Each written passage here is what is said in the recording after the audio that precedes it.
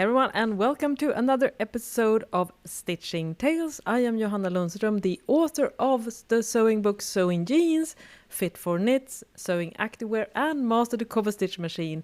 And I also run a sewing pattern line under the brand name The Last Stitch. My name is Malena Hjerpe, and I work as a freelance pattern maker, and I also have my own PDF pattern line called Hazelhen Patterns. So today we're going to do a little bit of an update, because in this podcast we love to talk about sewing, but we also love to talk about the stuff that we do behind the scenes, including business stuff and some personal stuff. And we have actually been, you haven't noticed that, dear listeners, because we have pre-recorded episodes, but we have had a bit of a hiatus from the recording, because I've been on a holiday and Malena has been super busy, right, Malena? So what's been going on since we last spoke? Yeah, no, we actually had, we have here in Sweden, we have sportlov, which is you have 1 week, school is 1 week off in March, so the kids can go and have some nice, enjoy the snow basically, especially if you live up north. So my husband took the kids and went to his parents, and I have been alone for a week and a couple of days. And all you mamas out there, you know what I'm talking about. You love your family, obviously. But oh my God, having a long time. It's been good. So yeah, I've basically spent not all Saturday in the studio, maybe half the day. I was so tired then, but the Sunday more or less full day in the studio. Then I worked normal hours on Monday and Tuesday, but Tuesday evening I was in the studio as well. So almost like two days full in the studio. So it's been so nice to just sew some samples again and just be with my sewing machine again. It feels like it was almost 1 year ago, I think, since I last actually sewed some proper samples. So it's been a while. Yeah, it's been a while, and that's the secret, behind the scenes stuff, that we do talk a lot about sewing and we work with garments and stuff, but the actual sewing thing, it's not always happening. It's more theoretical approach to sewing at this point. Yeah, exactly. Yeah, no, I was trying to see the realities of running a sewing or garment businesses. Yeah. No, unfortunately, I was I do patterns all day long. How much do I do it for myself? Zero, almost nothing. And I think the last time I had a little bit of a more focused on sewing and making my own patterns. It was almost a year ago when I had a little bit of a break I had a couple of weeks of freelance work. And then I did really big push with, making the Malva tea and doing a website and so on, and sewing some photo samples, I remember, for Bilberry top. And after that, it has basically been 1 hour here and there trying to work on the sewing instructions and things like that, but not any big push or any focused work. So it felt back to be back in the studio. Let's see when that's gonna happen next time, maybe. Hopefully not in a year. Yeah, we'll do our best. We'll do our best. I'm also really aching to go back to the sewing machine. I have so much stuff that I want to do, but they kind of get down prioritized, especially sewing for yourself. I mean, I'm the same way now. I do a lot of samples or sewing tutorials, for content on my YouTube channel and blog. So yeah, it's definitely not something that is a daily or even weekly occurrence for me either. I wish it was, and I feel way more happy. The way you describe it, when you have this uninterrupted time and you can just focus and get into that flow. And I feel also that once sewing gets so much better when you get into that flow and you do repeat stuff and everything like that, and you're just it's not hard to sew, it's pretty nice, right? And then you have I'm laughing because the first thing I did, on Saturday I was just cutting out things, and then on Sunday I was gonna start to sew Bilberry top, And I mean, I have done, not the instructions are not done, but I was like, but this is a perfect time to also like check that is every step correct? Is there any missing? Is there something wrong? The first thing that I saw, or like looked at my instruction, I was like, what did I think here? Okay, that's weird. No, it's supposed to be like this. And, you know, I started to sew with the overlocker and cut it out like, I mean, I sewed like 2 centimeters or something, and I was like, no, I was right. What was I thinking? No, wait a minute. First seam, and I have to take out the seam ripper. Wait a minute, like, don't question your own instructions because they were right from the beginning. And you know, when you start to like, no, wait, overthink. You start overthink. Exactly. Yeah, I know exactly what you mean. I mean, I find a few things stuff that I need to correct still, but yeah, no, it was like so like. How long have I been away from a sewing machine? It's like the first seam that I sew that I have to rip out again. Yeah, I'm the same way. It's so weird how the brain works. I mean, we're both experienced sewers and we've done this for, you know, most of our lives, and still, you know, I still blank out on the most obvious stuff, especially, you know, when I'm kind of rusty and haven't been sewing for a while. I've been the same way with my own sewing instructions as well. I'm like, no, you're not supposed to. Wait a minute, and I'm like, yeah, but you're supposed to do exactly what I wrote in the instructions. Yeah, that's the dangerous thing about rereading and rereading again, and the 5th time you read it was like, no, but this is not how it's supposed to be, and then you start to change it, and it's like, then you continue on reading what you have actually written, and it's like, oh yeah, no, it was right from the beginning, like, don't overdo it now. So it's a little bit dangerous working on the same thing for too long. It is, and I also during recently I updated the sewing jeans book because it had I've done a second printing of it now, and so it was the same thing, and I started to question like when I was overviewing them, because I also used that as like a base for the jeans sewing course that I just released, and I was like, no, but it should be flipped, and I'm like, then I went back and like, no, it was correct from the start. I mean, why did I start to change it? I'm like, yeah, because you already are 3 steps ahead in your brain with what you need to do, and then it's like, oh no, but I thought of it correctly the first time I did it, so no, it's I hear you, it's it's so easily done. Yeah, so I'm really curious now, because you mentioned the bilberry top in passing here. So is that what you're doing samples for now? Or you did? So I did 2 bilberry tops, one the B cup version and one D cup version for photo samples. And I also took pictures of every single step so I can do a blog post, so I can have a sew along. And then I have a third one cut it out. I didn't get time to sew that one, so that is still on my to-do list. And then I actually also sewed a Nipita dress. I haven't... I realized that when I saw like the Nipita dress that I have in Tauco magazine, that the designers are posting like their own samples that they are wearing. And I was like, I haven't made an actual sample for myself for that pattern. I only make like, you know, mock-ups or like prototypes in not so nice fabric and stuff. So I mean, I obviously have tried it, but not like a full sample that I can wear outside in public. So yeah, I have bought some denims, and I actually sewed a denim dress, a Nipita dress for myself. So yeah, super happy about that.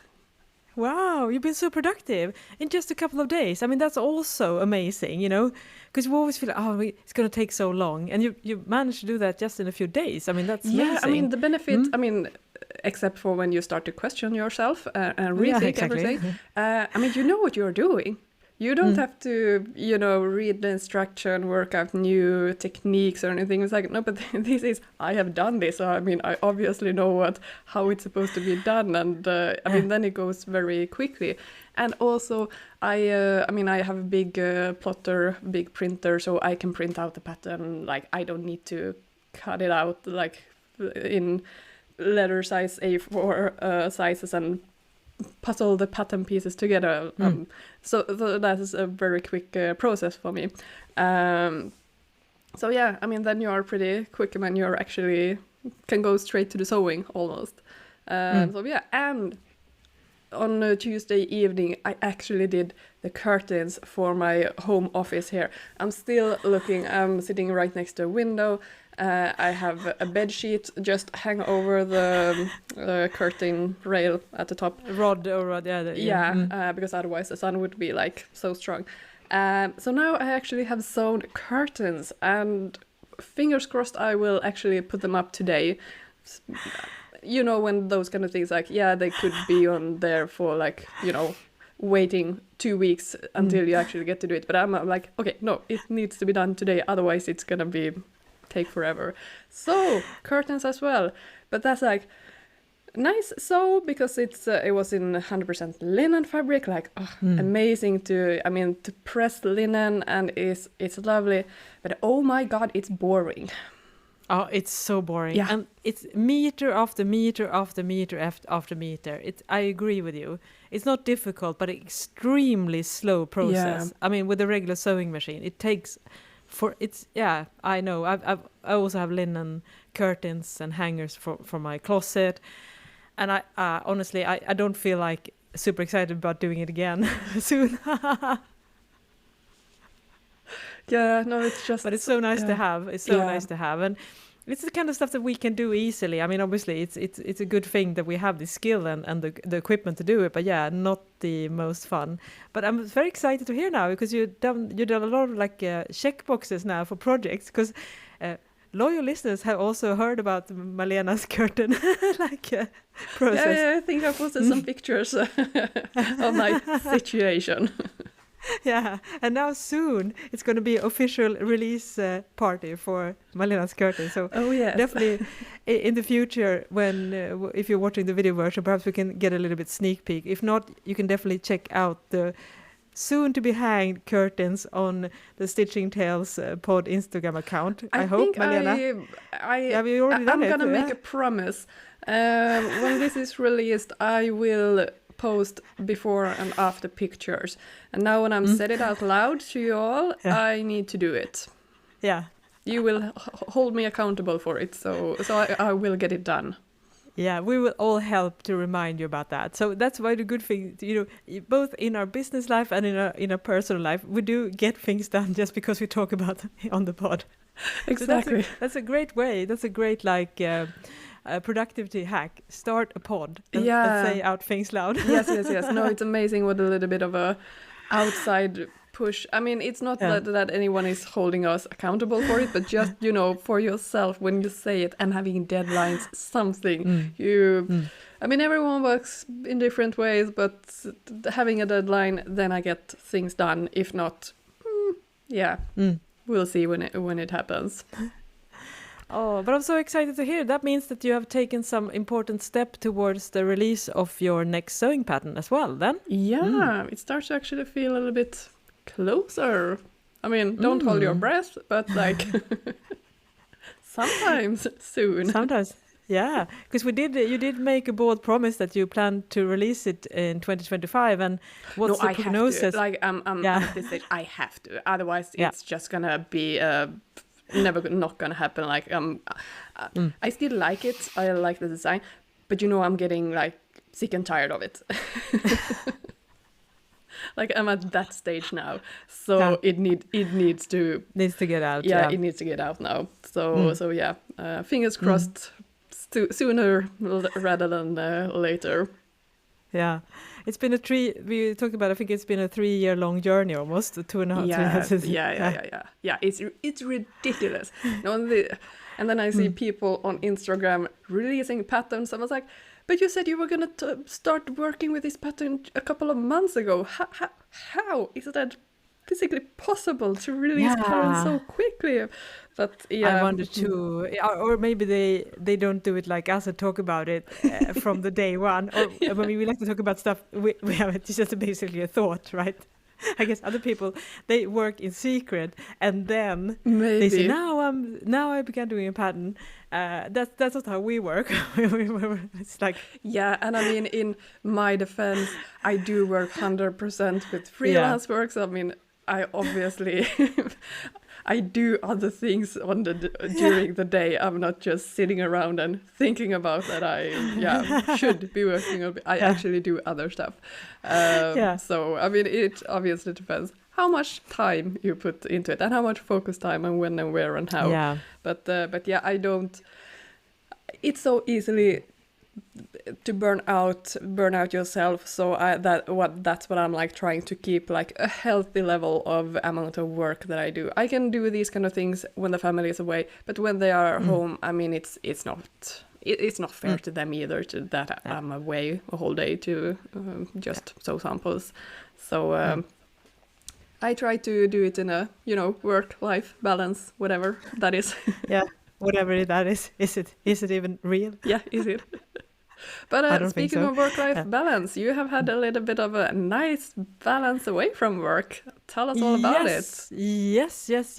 So the reason why we pre-recorded the latest episode, I think, or was it the one before, is that I actually left cold, grey, windy, rainy Sweden for greener pastures, which in this case was that I went to Portugal, to Lisbon, to be precise. And it's kind of connected to this pod because a friend of the podcast, my studio mate Oscar, who also took the cover picture for our latest book, Fit for Knits, he and his partner and their small kid has been spending a month in Lisbon because they're doing the switch of parental leave. So in Sweden, we have a very generous parental leave. I know that in many countries, maybe you have like 3 or 4 months off. But here in Sweden, you can kind of stretch the days out and get some kind of pay for 1.5 years almost. And you're also able to overlap a little bit. If you have 2 parents, you're able to actually spend a little bit of time, a few weeks together, and both being able to get some money for it. So that's what they've been doing. And so he very spontaneously asked me not many weeks ago, when he was still in Sweden, and said, "Oh, we're going to go to Lisbon. Do you want to hang out? Do you want to go?" And then I was like, and I thought about it for a couple of days, and I thought, why not? I mean, that's like a once in a lifetime thing to happen. And also it would seem to be an easy setup because they were renting an apartment from, Airbnb apartment. And they were also able to get another apartment in the same building. That's nice. And that we could also share with another person that was also visiting. So it was just the only thing I had to do was buy a plane ticket, which I am capable of doing at 52 years of age. And even better than I asked my friend Linda, who also know Oscar and Annika a little bit, if she wanted to join, and she was like, yeah, she looked for tickets, and they were super cheap from where she lives. So we just on a whim went there on a Monday, and we came back on Thursday, and we had an amazing time. Now, I've actually been to Lisbon, this is the 3rd time, and I think I even blogged about it back in the days when I was last there in 2012. So I'm definitely going to post some pictures on our Instagram account so you can see. It's a beautiful, beautiful city if you haven't been there. It's probably one of the most beautiful European larger cities, I would say, because it's pretty much intact.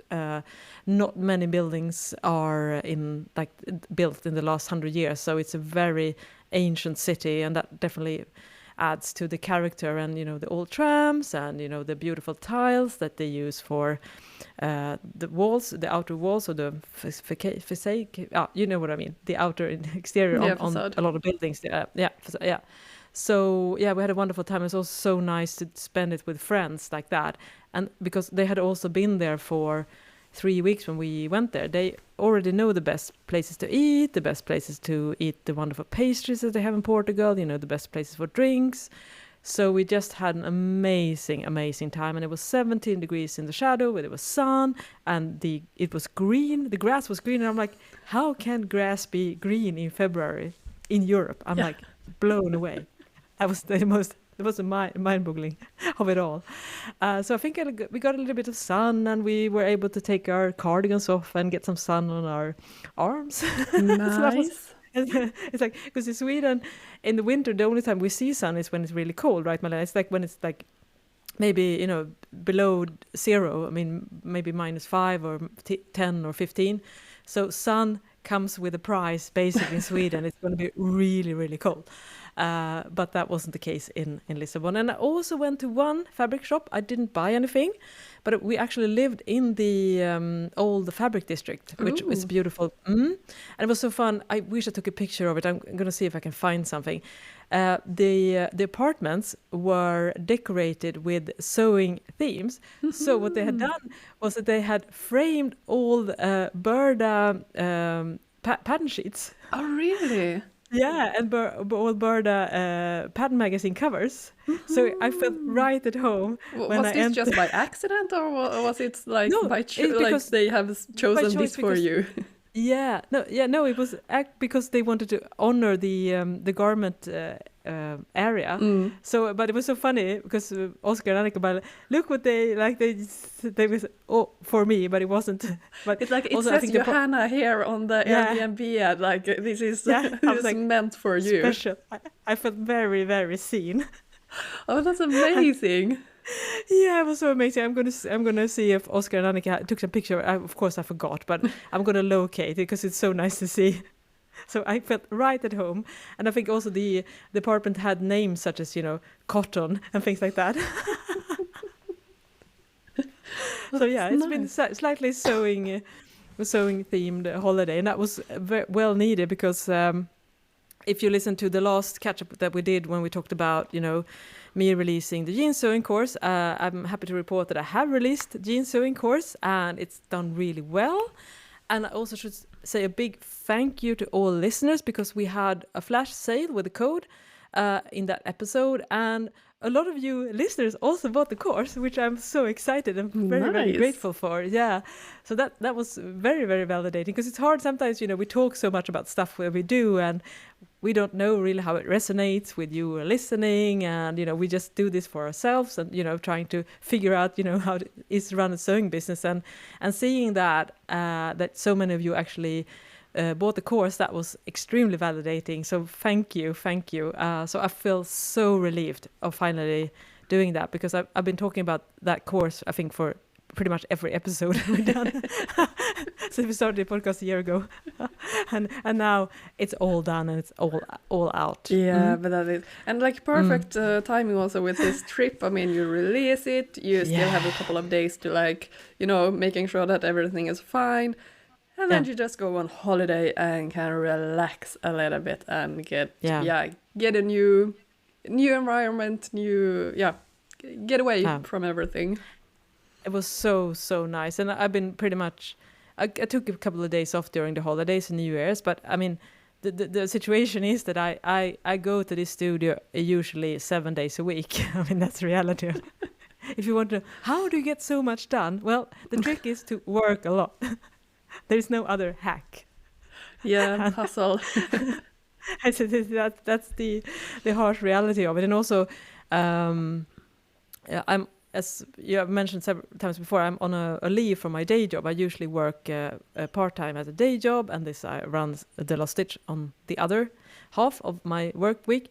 But I'm going back now to my day job in 4 weeks. So it was really nice also to feel like I finished that project and also have begun to work a little bit on our next project, Malena. Yes. Yeah, you sent me samples. You sent me a couple of pages from a new book. Looked amazing. I loved it. It's going to be so nice.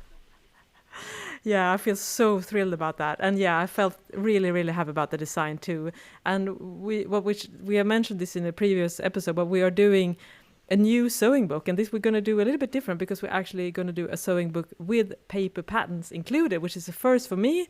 So we've been doing a lot of research about that, behind the scenes, trying to figure that bit out, and we settle on all the patterns and everything like that. So I don't remember the episode by name now, but if you want to know more about that project, you should go back and listen to that episode. I'm going to try to figure it out.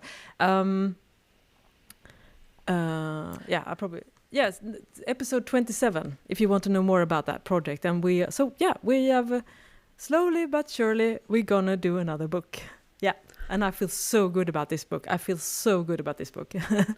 it's gonna be a perfect combination of sewing techniques for, it's gonna be about t-shirts. Sewing t-shirts. Yeah, all the different necklines you can make, and then also finally like be able to also provide patterns, physical patterns, because I mean we have done PDF patterns before, but not actual physical patterns. So that I'm looking really forward to.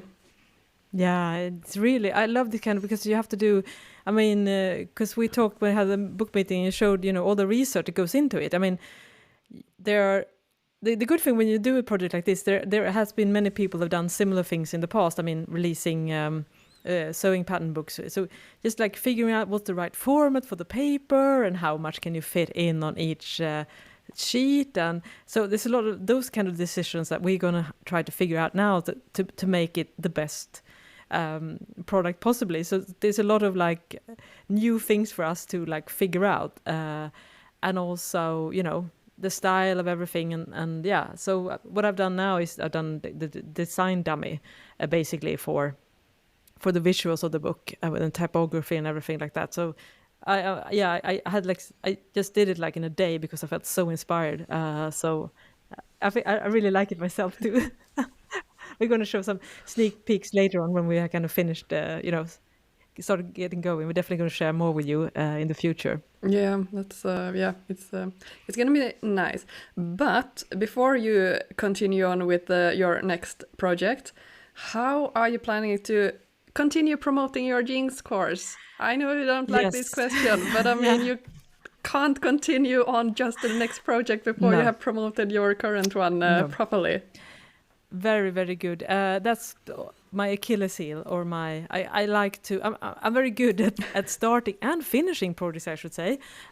Big projects, that's my superpower. I'm very good at both starting and finishing massive projects. However, I am really, really bad with marketing. And obviously, as the more products that I release, the more products it slips between my fingers because there's so many other things going on. So yeah, I am definitely started to work on that. So my first step now is just to make sure that everyone that visits my site, that jumps on my email list, that watches my YouTube videos about sewing jeans, they will all be aware of this course, and they're going to be reminded of the course, and I'm going to talk about the benefits of this course. And I need to be, because I think one of the tricky part, that goes of course for social media and everything like that as well. So one of the challenges I think for us as business owners is that we feel like, yeah, hello, our product is out, hope you like it, bye bye. And one continue on working on the next thing. Next one, exactly, because we are always, you know, planning ahead 2 and 3 and 4 and 5 different steps. So basically now I am not, of course the book, but I'm going to be so disciplined now, because everything, my main focus this entire year actually is to do promotional work rather than, you know, looking into. So I have lots and lots of stuff planned ahead. I just need to find the time, but I feel I have clarity that I need to focus on this, but it's uncomfortable because what I want to do today, for instance, is to work on the book design, but I can't do that because that's not how you run a business. Because you have to go on. Because there is a saying, like Malena, that when it comes to marketing, it's when you start to feel like you're uncomfortable and you feel like you're repeating it too much. That's where you start to get the right amount of marketing. So that's what I'm gonna really try to now. And as we talked about off mic as well, I have lots of issues about reaching out to other in the business and influencers. I have a problem pitching myself. I have so many mental blockages. I mean, regarding marketing that I definitely need to like work on. If I'm going to make this like a full-time business, I can't keep doing what I've been doing. I mean, which is really be bad at marketing, honestly. I mean, but the thing is, like, you have been really good at it, because before, I mean, on your blog, you have done interviews with a lot of, I mean, people in the industry, me included, and other designers as well. And haven't you had, or on your YouTube channel, haven't you had like interviews with other people as well? Yeah. So you have done it. I've done live streams with other people and everything. Yeah. So do it again.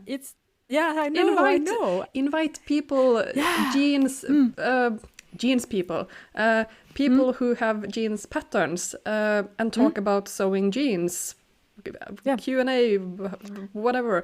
I mean, that's such a good idea. You have now, I mean, over 100,000 followers on YouTube. I mean, that's a huge thing. So, I mean, for a PDF pattern designer who has a jeans pattern to be able to come and also promote their jeans pattern, I mean, it's a win-win. They would probably love to come on your channel, and then you can invite people. You don't have to, you know, feel like you are pushing in on their space. So it's like on your terms, so to speak. But I mean, you have done this, and it has been successful, right? And I was so good at networking, but I think honestly, I think it's kind of related to the fact that I kind of got a burnout a couple of years ago, and it was also during the pandemic and everything like that, and I kind of lost my mojo, and I used to pitch myself to podcast, and I was so much more doing outreach work, and something just happened, and I'm still not like fully recovered mentally. It seems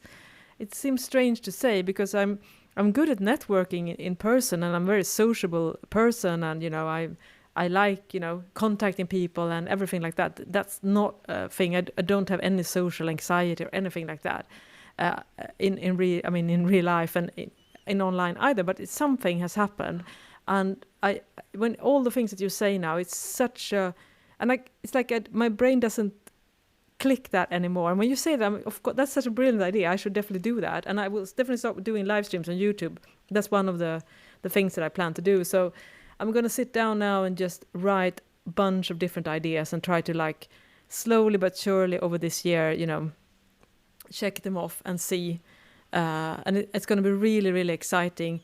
And it's a good way, again, to be accountable, because it would be so nice to see at the end of the year, if I keep this and I keep talking about this on the podcast, and see if that actually can help me, like, reach more people and level up my business in a way that I feel like it's at the point where I feel it should be right now, but it isn't, because of these kind of things that we're talking about now that I clearly have issues with. Yeah. No, but it's also funny, like, with I mean, how the brain works sometimes. And I mean, it sounds like if you have had a burnout, like, that's a little scary area now to go back to that old thing again. I mean, yeah, I totally understand that. But also how funny it is to think in new ways, or not new ways, like, but connect. An example from my just a couple of weeks ago, when I was in Tauco, I did a lot of, I mean, it was amazing that then I had a lot of pictures to post on Instagram, which was like fantastic. I could repost, and they had took amazing pictures that I could also use. It was great. And I tried to look a little bit of, like, but how many people are seeing this? And I have a little bit below 2,000 followers on Instagram, so it's not a huge group, but I mean, it's still something. But then when I looked, like, how many, if I posted a reel, like, how many people have actually seen that reel? And it's like really, like, but it was like 10%, 20%, something like that of my followers had actually seen it. It was like, but working with Instagram, it's just, if you don't even reach your followers, like, it is such a tricky place to work. And my next thought was, I mean, I hear it all the time about having an email list, having, like, that's the thing you need to work on. So my next was, I really need to focus on that. And it's been, I don't think I've sent out a newsletter since it was like Black Friday, so it was a couple of months ago. I really need to send out a new newsletter. What should it be about? And then I just continue on with my freelance work and And later in the evening I was like, but hello, maybe you should write a newsletter about you being in Tauco. I mean, it's the obvious thing to write a newsletter about. I mean, I could write 5 newsletters about that if I really wanted to stretch it. But, you know, it didn't click in my brain. Exactly. It was like, exactly. I have, this is not like, I'm working on this on Instagram. I should work on my newsletter. Maybe write about that. No, didn't like click. Yeah. That's a little bit it's scary. Like, it's a little bit scary. How are things not? I mean, it did later on. Yeah. But how Yeah. are things not But connecting? it could have just passed. Yeah, because it could have also passed. Yeah. I mean, you did the connection, but sometimes you don't even make the connection. And then when it's way too late, I mean, obviously now it's pretty close to the release, but sometimes we had these ideas in 6 months later, and then it feels a little bit awkward. But by the way, Oh yeah, right. so I published a sewing pattern in Tauco magazine. In Forgot case to you write missed about it. it. Yeah, sorry guys. I mean, Yeah, exactly. no, it's so. I mean, I understand. I mean, yeah, how the brain works. It's a mystery. Yeah, it's a mystery. And it's always, I think that's with creativity and everything. I mean, it's like that muscle. You need to flex it or, repeat the exercises. That's when you, just like we talked about sewing, when you get back to sewing, you tend to do a little bit more errors and, there's a little bit overthinking, as we mentioned. And I feel it's the same way with every like creative process, that there is a hurdle in the beginning, and the more you start to think about specific things, the more your mind opens to that. And for instance, I would like to do more reels, but I know that it's going to be a hurdle initially, and then when I get the system and my brain starts to work, then it's going to be much easier. And also when I'm sewing, it's like thinking about specific things that I'm doing when I'm sewing that could be great helpful content for my followers, and sometimes you just forget it, and then I'm like, but yeah, why didn't I film that? It's such a nice, helpful tip that I could have made into a reel.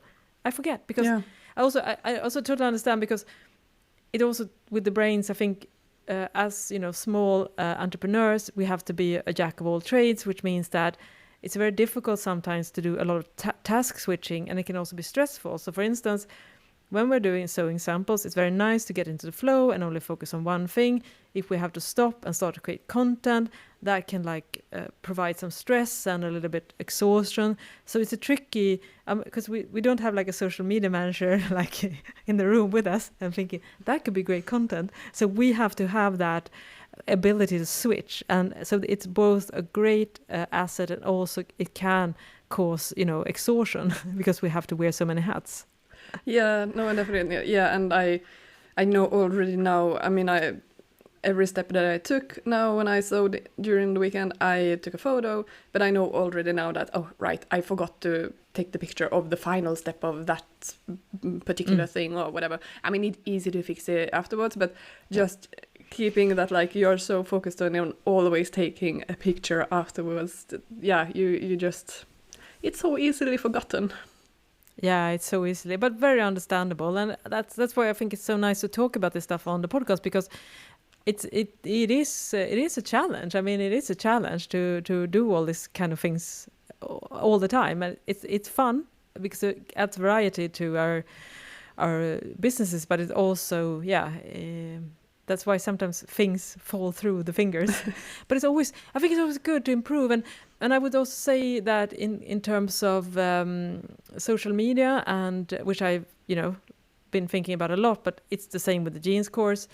I just made a few sales through my Instagram account, which has about 13,000 followers. I made lots of sales on my email list, the vast majority on my email list. So to me, I mean, for me, it's very clear that the best two channels for me are my email list and my YouTube channel. Those are way, way, way, way, way more effective than Instagram. So again, I know Instagram is important, but to me, if I need to prioritize, I will to keep having Instagram kind of fall between the fingers a little bit. Unfortunately, it's just impossible for me to do a good job on all these channels. And if I would have one advice, if anyone is out here listening and thinking about starting sewing pattern line or something sewing business related, do not rely on Instagram. You need to find a thing, maybe a free sewing pattern that Malena has, the Malvati. Check it out, link in the description section of this episode and all episodes, or maybe some tutorials, some type of freebie that people can get access to in exchange of their email address, because that is the only way you will be able to reach people without being in the hands of algorithms or big companies that might, do something that you might not reach anyone of your. And I'm not very active on Instagram, but from what I see, and I've seen a lot of business owners in many different areas complain about the fact that they sometimes do post about their lack of reach.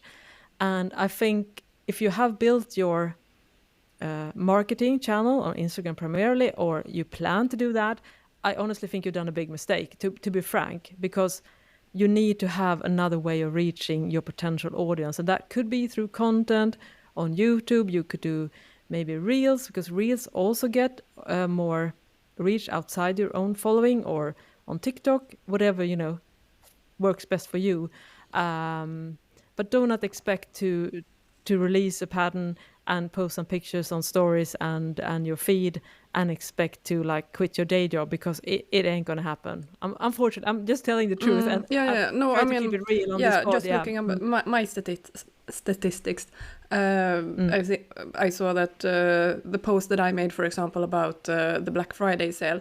Yeah, I mean, if you count the number of views, that's like, I think it was not even 20% of my followers that have actually viewed it. And I don't know how it works, if they have actually seen the whole thing, or if just scroll through, or if it hasn't appeared at all in their feed. I don't know. But when I look at my emails that I send out, then it's almost like 60% open rate for a mail. That's amazing. That's really, really good. Which for me, it sounds very low, 60% only. No. But compared to Instagram, and they have gotten this in their inbox. It's there. If they have opened it or not, or if they want to read it later, I don't know. But they got it. I don't even know if a follower will see it in their feed on Instagram. So I could not agree more. Like, focus on building a email list. Instagram is great to maybe reach new followers with reels and brand stuff. building, and visual exactly. brand building, be social with other people. But business, then it's a mail list. 100% agree. Yeah, and that's I think it's taken a lot of time, and I think we're going to see more and more people pivoting from Instagram as their main marketing channel, and try to figure out other ways of attracting audience, and also building new audience, because that's the way you can do that. If you have some type of offering, of course you still need to market that. But as you, Malena, noticed when you dropped your Malva t-shirt, that was about a year ago, right? Yeah, more or less exactly a year ago. You get an amazing amount of subscribers. I mean, mind-blowing. It's also a great thing to be able to offer someone like a free taste sample or something, like, hey, join my mail list. You will get the pattern for free. So, I mean, it's great also. Then you get something, you get to show something, like you get to showcase your what you all are about. Without people actually having to buy anything. And otherwise it's going to be, I mean, just subscribe to my newsletter. What are they getting then? Like, if you have a great newsletter, then that obviously is value, if you have a lot of information or whatever on it. But for me, it has been like so helpful to actually have something to promote that you get if you subscribe. And speaking of that, in March, I want to plug for Instagram challenge. So Frugal. This was really lucky timing. A year ago, it was also this challenge. And then when I released my Malva tee, because I mean that's free, and the challenge is basically use a free pattern, use fabric from your stash, post it, tag the. Now I don't know their names by heart. It's two women that are arranging this challenge. But if you... We're going to link to it in the notes of the episode. Definitely. So it's, I mean, it was a great timing to release a free pattern when this challenge was actually being held. So that I got, I think, a little bit of an extra push for the Malva team. Yeah. But yeah, this is a great challenge. It's doesn't cost anything, and using fabric from your stash, I think we all have them. It's a great opportunity to actually use them. That would be really weird if someone said, "I don't have a stash. I only buy fabric for each project? We're really curious. We're going to do a poll on that one. Yeah. Oh, for this episode. If you have Spotify, we sometimes add polls to this episode, and we can do it on Instagram as well. Yeah. That would be so fun to see if anyone says, yes, I only buy fabric for a specific project. Yeah, I don't have a stash. I don't have a stash. I mean, there might be, but there... I'm sure there are some people that have kind of that impulse control. Hats off to you. Can't relate. Oh no, can't relate at all. We'd love to hear from you. I mean, fabric shopping is half the fun about sewing. Yeah, and it's a little bit dangerous. Now, for this weekend when I have been sewing, you know, when it's like, when you have small kids and it's like, I don't want to, like, what's the expression? I don't want to say hi before we actually get there. Jump the gun. Yeah. I'm gonna be happy when I wave them off when they are driving. That's when I'm gonna like, yes, this is gonna happen. So I didn't dare to actually like believe that I was gonna have a weekend, but I did some fabric shopping. I couldn't. I mean, if it would happen that I will be alone, if jinx, knock on wood, I'm gonna buy some fabrics just in case, you know. And it's dangerous when you go to these fabric pages.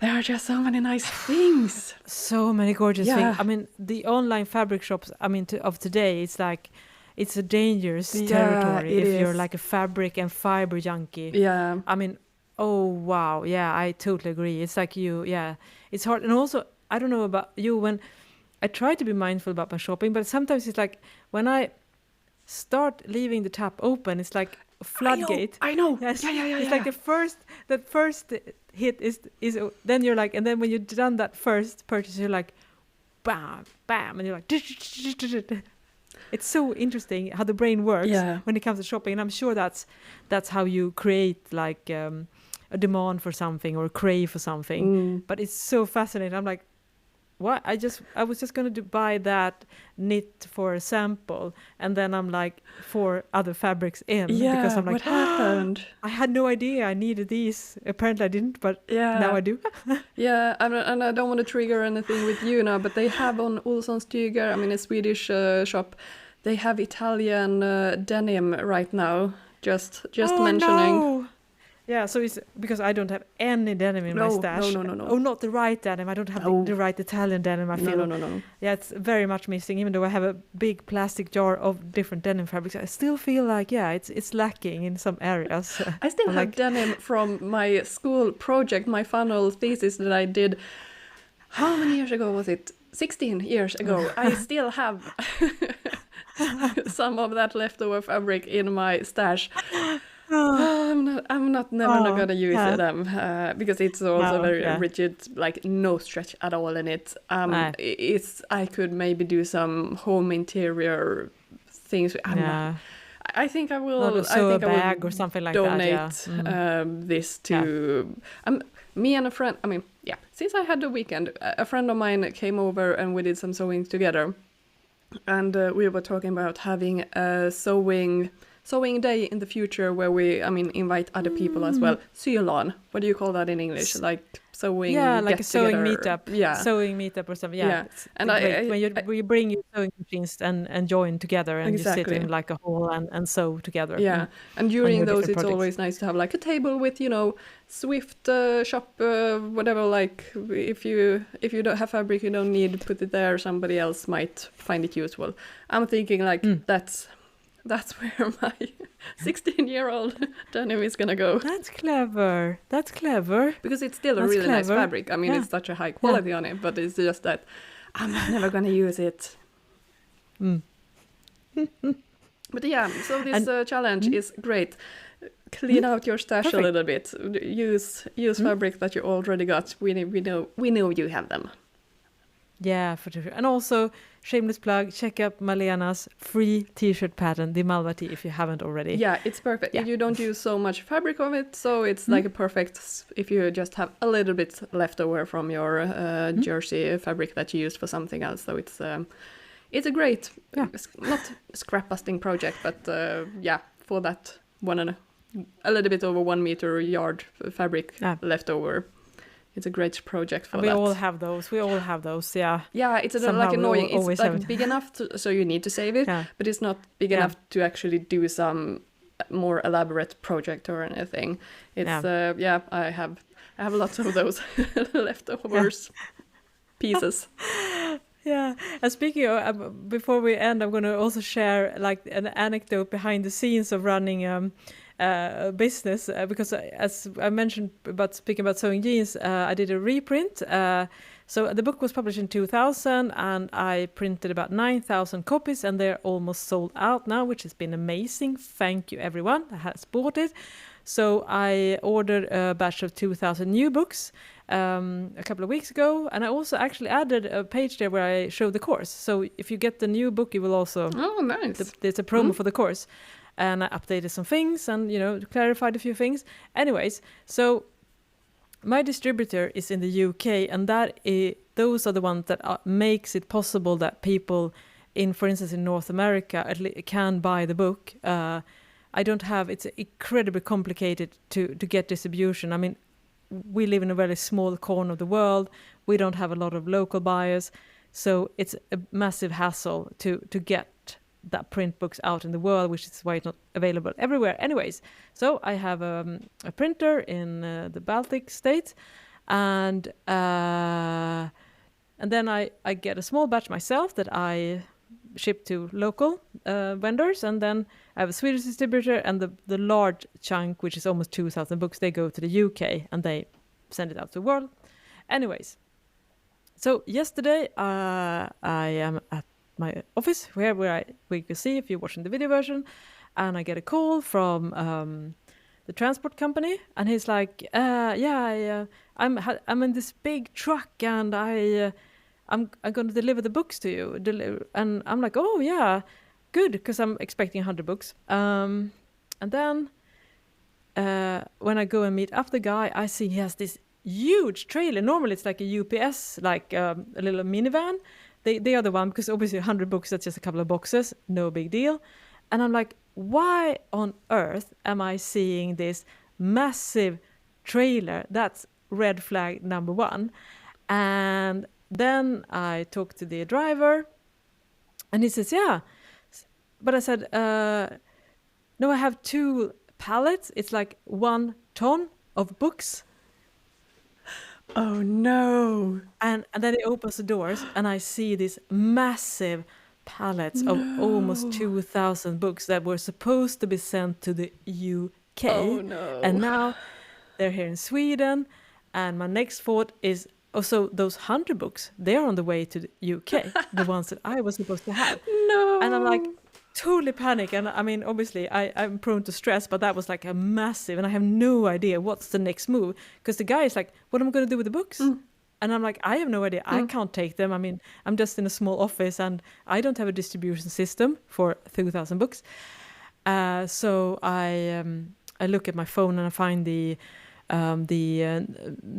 phone number to the contact person at the printer, and he's like, oh, okay, so the distribution, the one that's the transport service must have done a mix-up, basically, because all these parcels are addressed to me here in Sweden, not the UK. And the funny thing is that the day before, they emailed us and asked for the kind of number that they need for export into the UK. So I thought it was all good, but so he took the drivers. So basically, the drivers had to return it to the ship. I guess it was transported by boat. I mean, it's a nightmare. I mean, oh my God.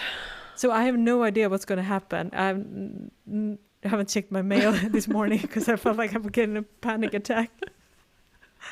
And it's so stressful. It's so stressful. I mean, this is the kind of situation that happens when you run a business. And I mean, and also the second thought is, did I just do something wrong? But I have like a format, and they would have reacted as well at the printer if I had ordered, and all these books here. So I have no idea, but hopefully the books will get to the UK without any more involvement on my part, because I am so stressed out about this. And hopefully that I can get my 100 books back. Maybe they're in the UK. I don't know. And I just promised a guy in the Denim Lab, which is a great company in the Netherlands that sells my books, and he sells denim fabric. And I promised him, I'm getting the books so I can ship them to you next week. Probably not. Yeah, you might get 2 tons of books. Yeah. Who knows? Yeah, do you feel like buying 1,000 books, 2,000 books instead of 30, which is this normal order? No, and that's such a headache. Yeah, it was such a headache. And it's like such a investment also. Like you want it's so those much things money to be distribute to the right places. Exactly. I mean, it's beyond stressful. Yeah. Right. I opened the email now and I've got the contact, and he said, "Hello, Johanna. It is us that made the mistake," he says. The transportation company. Yeah, that was their mistake. Yeah. So we're going to take the books back to Riga. We're going to remove 100 copies and send the rest to England. So clearly those 100 copies were on the way. So now they're going to remove 100 copies. And you will get your copies at the end of next week, and England or the UK maybe the week after that. Okay. So a little bit of delay, but things will work out. Yeah. I hope this is okay and doesn't cause you any more troubles. Honestly, I'm just so relieved. And he says that, England got the 100 copies. Yeah. Oh my God. Oh the stress. My God. Yeah. Stress. Yeah. That's the downsides of running your own business and your your own print, not print company, but your own publishing company. Yeah. Yeah, and people wonder why you only have digital products. Why don't you have physical? I was like, well, this is exactly. This is exactly. Oh Lord. Yeah. So get a bit of a pulse here. Yeah, I was such wonderful timing that I just opened and checked the email, because I got a little bit curious now when we talked about this. So everything is going to work out fine. I just email the UK distributor and say it's going to be a bit of a delay. Good. So these are the things that can happen when you run your own business. Yeah. But then soon you will have new denim jeans books available. Yep. Nice. Exactly. So, yeah. Yeah, that was So I think, should we finish off there, Malena, or do we have any more things? Yeah, it feels like we dodge a bullet there. Yeah. I can feel your... Where do we go from here? Have no idea. Yeah. Let's take a breather, and everything will work out fine. In the end, that's where you have to that's where you have to like manage your stress levels. You need to find like systems to deep breathing, meditation, whatever works for you. Talking about in a podcast, having a therapy hour here. The realities of running your own business. Yeah. Yeah. But scary stuff. Nice that they are out. That's amazing. Wonderful. Fits so nice, and everything worked. It was really good to do an update of the book and refresh, and feels great. Yeah, and also perfect timing with your denim course now as well. Yeah, exactly. It was so good. I was able to add, the plug as well for the course, which is so great. So now that's also another way, of course, to reach a larger audience, that everyone that gets the book will also be aware of the course. Yeah, that's super. All right then. Well, thank you so much that you have followed us along during the ups and downs of this week. But we have some really exciting things to look forward for. High downs, exactly. All over the place, as always. Anyways, thank you so much for listening. I am Johanna Lundström. And I am Malena Hjerpe. Bye. Bye-bye.